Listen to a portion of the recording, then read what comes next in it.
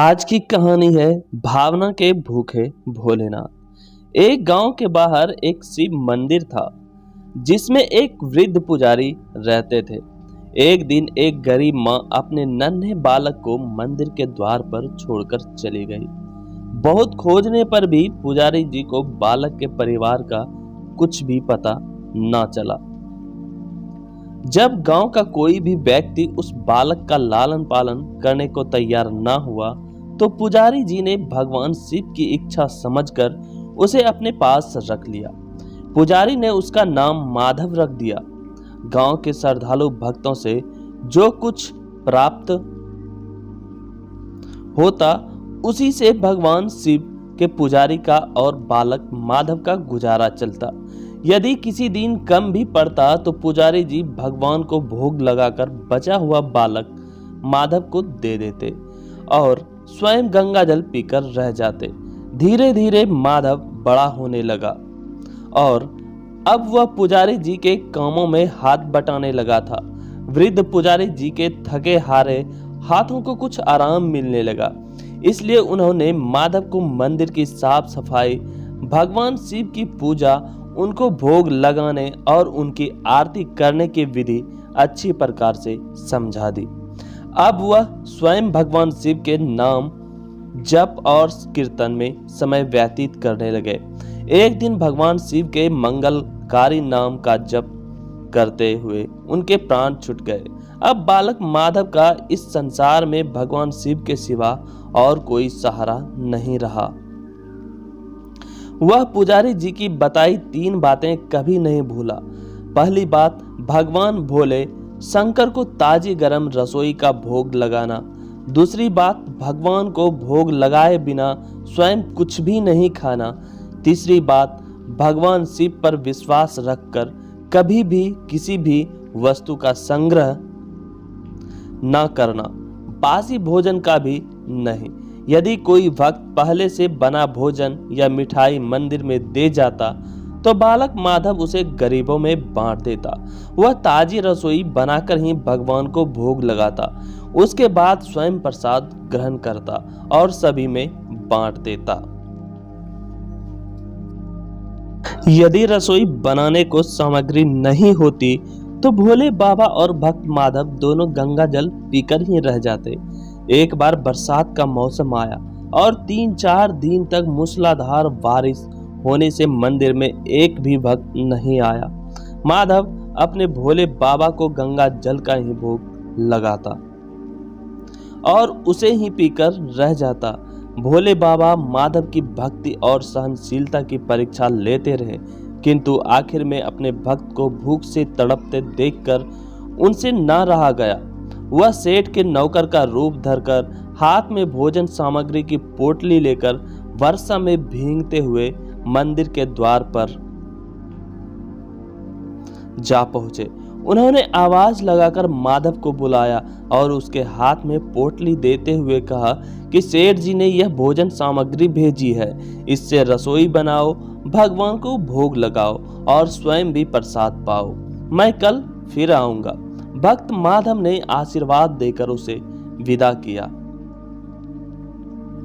और सूखी गीली लकड़ियों के धुएं में गर्म रसोई बनाकर भोले बाबा को भोग लगाया।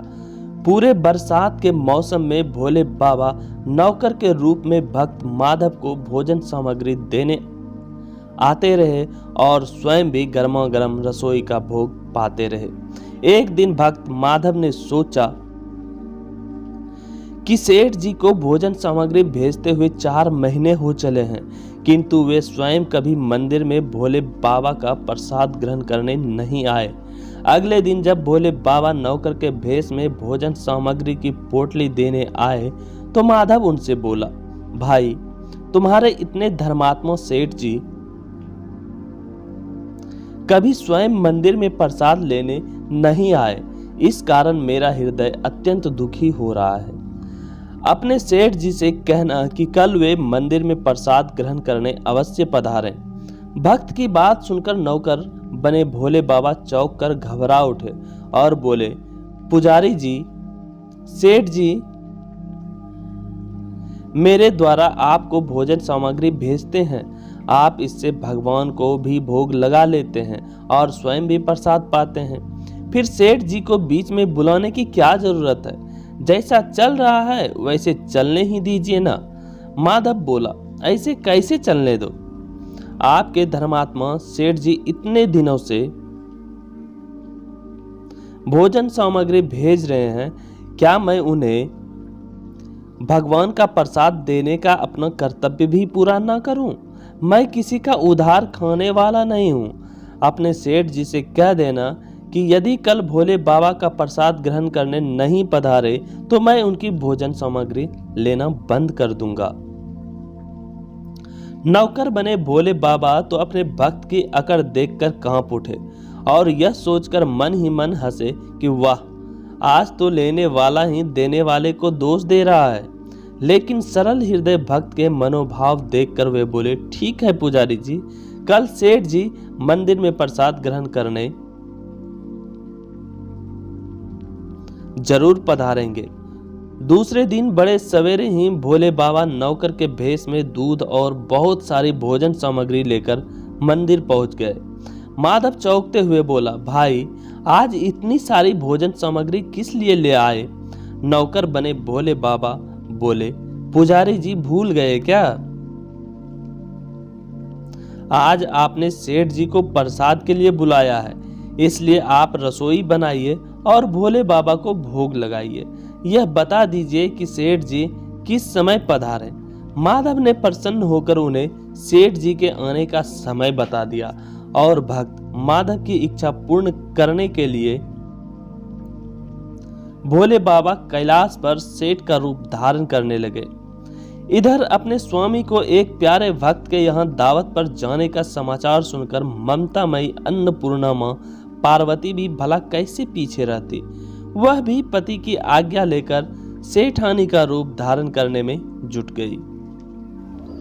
भोले बाबा ने अपने गले से मुंडों की माला उतार दी, शरीर पर लगी बाघंबर और बाघों और कानों में पहने सांपों के हार भी उतार कर रख दिए। उन्होंने एक मखमल का कुर्ता धारण कर लिया, अपनी जटाएं भी सीधी कर उनमें गंगा और चंद्रमा को छुपा लिया। एक सुंदर रंग बिरंगी पगड़ी पहन ली, हाथ का त्रिशूल और डमरू भोले बाबा ने नंदी के हाथ में थमा दिया। पार्वती जी के तैयार होने की प्रतीक्षा करते हुए कैलाश पर चहलकदमी करने लगे। पार्वती जी ने सुंदर बनारसी साड़ी पहनी, जिसका रंग सेठ बने शिवजी के कुर्ते से मेल खा रहा था। सोने चांदी और हीरे के जगमगाते हुए आभूषण धारण किए भगवान गौरी शंकर सेठ सेठानी का रूप धारण कर कैलाश से अपने भक्त के यहाँ दावत के लिए चल पड़े। भक्त माधव आज सुबह से ही सेठ जी के स्वागत में तरह तरह के पकवान बनाने में जुटा हुआ था। वह अपने भोले बाबा का भोग तो चलते फिरते बना लेता था, किंतु आज उसे कई महीनों से भगवान को भोग लगाने के लिए भोजन सामग्री भेजने वाले सेठ जी को भगवत प्रसाद देना था। अतः आज उसने भोजन बनाने में अपनी सारी पाक कला झोंक डाली थी। उसने सेठ जी द्वारा भेजे हुए चावल धोकर खीर बनाए और तरह तरह के पकवान भी बनाए। रसोई बनाकर भक्त माधव पुनः स्नान करने चला गया, ताकि स्वच्छ वस्त्र पहनकर भोले बाबा को भोग लगा सके और सेठ जी को उनका प्रसाद खिला सके। जब भक्त माधव स्नान करके लौटा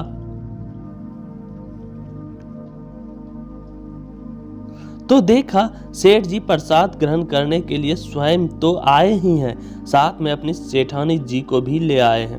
माधव ने झट से दोनों से राम राम की उन्हें आसन देकर बैठाया और बोला, मैं अभी भगवान को भोग लगाकर आता हूँ, फिर आपको प्रसाद परोसूंगा।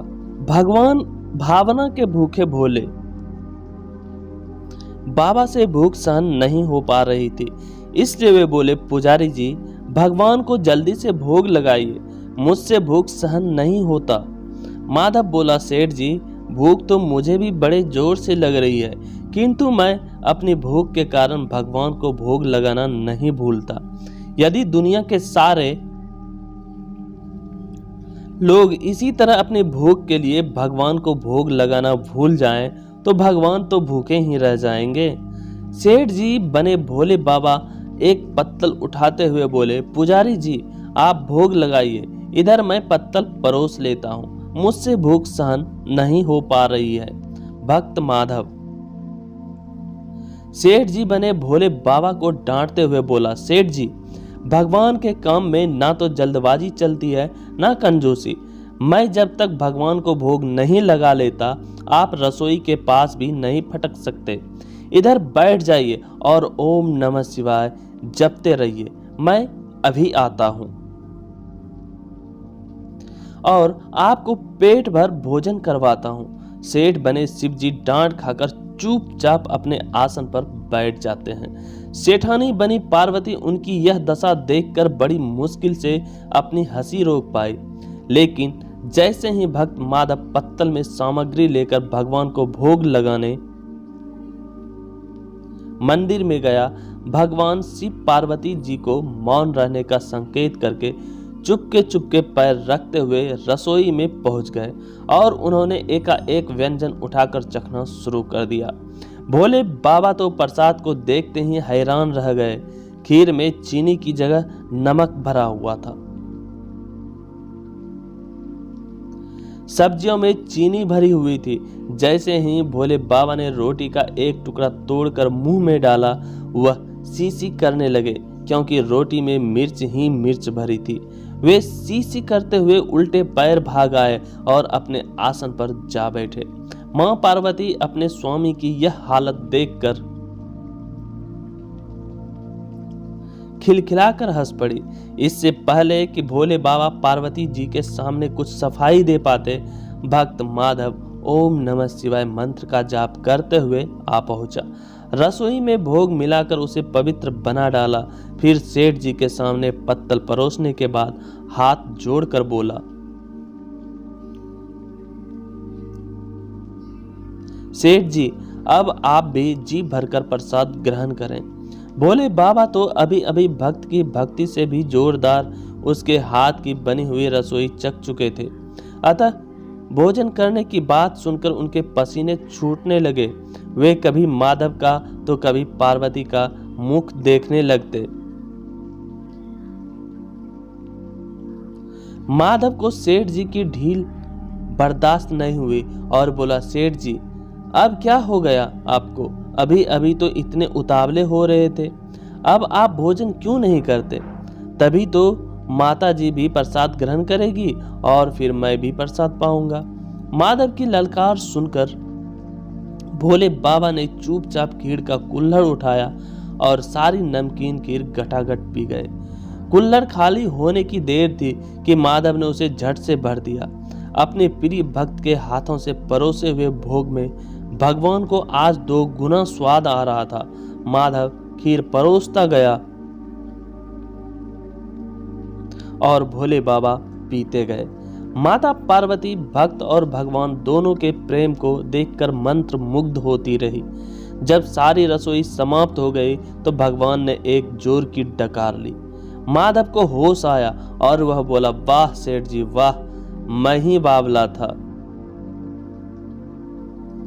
जो इतनी थोड़ी सी रसोई बनाए। मुझे पता होता कि आपको प्रसाद ग्रहण करने का इतना शौक है तो मैं और ज्यादा ही बनाता। भोले बाबा अपने पेट पर हाथ फेरते हुए सेठानी बनी पार्वती जी की ओर देखकर मुस्कुराते हुए बोले, पुजारी जी मैं इतना रोज कहाँ खाता हूँ, किंतु आज प्रसाद इतना स्वादिष्ट बना था कि अपने पर बस ही नहीं कर रहा और खाता ही चला गया।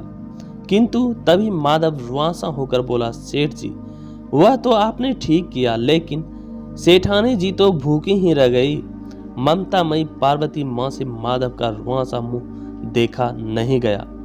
उन्होंने बची हुई खीर की 4 बूंदें खा ली।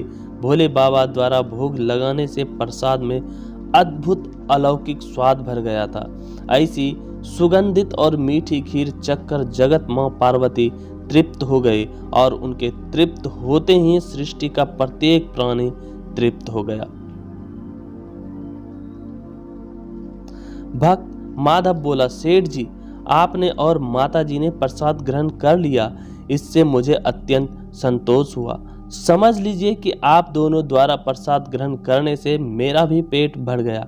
मेरी तो वैसे भी महीने में 4-4 एकादशी हो जाती है, किंतु मैं भी एक दाना ले ही लेता हूँ, जिससे कि भोले बाबा के प्रसाद का अनादर न हो। यह कहकर जैसे ही माधव ने खीर के पात्र में लगा चावल का एक दाना उठाकर अपने मुंह में डाला, उसकी जन्म जन्मांतर के भूख प्यास मिट गए, समस्त इच्छाओं की तृप्ति हो गई, उसके ज्ञान ने नेत्र खुल गए और उसने देखा कि उसके सम्मुख त्रिलोकीनाथ भगवान शंकर और जगत जननी मां पार्वती आशीर्वाद की मुद्रा में मुस्कुराते हुए खड़े हैं। माधव दौड़कर उनके चरणों में गिर पड़ा और बोला, प्रभु, आज मैं आपके दर्शन पाकर धन्य हो गया।